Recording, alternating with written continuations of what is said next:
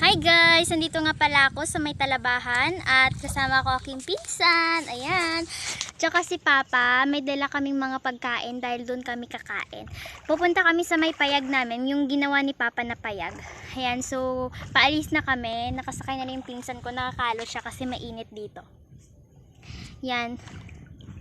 Papunta kami dun sa sa payag namin na tapusan na ni Papa yung yung berahan ng payag namin. Tapos doon kami kakain ngayon. Alam mo, lutik di. Ngayon, sobrang init dito guys. Meron kami mga dalang plywood, mga kahoy para dun sa gagawin namin dahil tatapusin pa namin yung payag namin. Hawakan mo daw yung kalo mo kasi baka malaglag. Hawak ka, baka malaglag ka dyan lang. Init dito guys. And guys, sobrang init. And kakanta muna tayo. Nag-iisang muli, yakap-yakap ng ulan sa lupa. Naghihintay na lang maging isang ang ating mundo.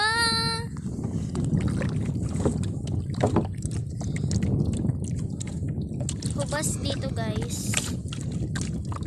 Pwede sanang lakarin, kaya lang marami kasi mga talaba, baka masugatan kami. Sobrang init guys. Malapit na rin naman kami sa namin sa payag. Doon lang naman Tawa ka dyan, Kamel. Malaglag ka.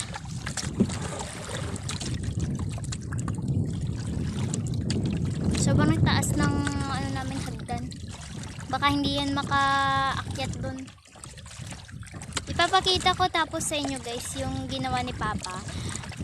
Dahil tapos na sa kanyang berha, yung na lang yung yung paggawa ng CR at saka inang abuhan. Sobrang init, di ko na matiis. Malapit na kami guys. Yung nakikita nyo ba yung bahay na yun, yung payag? Kasi guys, masilaw, kaya daw hindi masyado makikita. Kaya malapit na kami. Excited na ba kayo makita yung ginawa ni Papa na payag? Huwag tawaging house, char. Nandito guys. Ayun na guys, malapit na.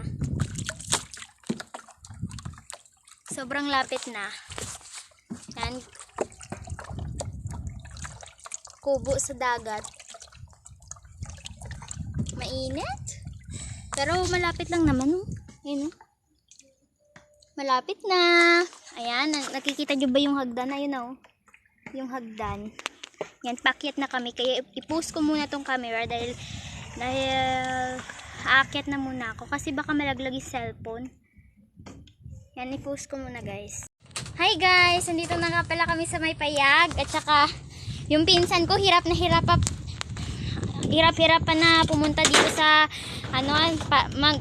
aakyat siya dito sa may hagdan. Yan, kita nyo naman na malalim, di ba?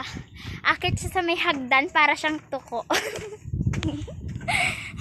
Andito na kami. Pinost ko lang yung camera ko kasi mahirap kasi yung aakyat ka tapos maraming mga dala. Kaya inop ko muna kasi baka malaglag yung cellphone ko. Kaya ayan, nagpapatuloy na si Papa yung paggawa ng bintana. Bintana? Tamang-tama, may dala ako dito.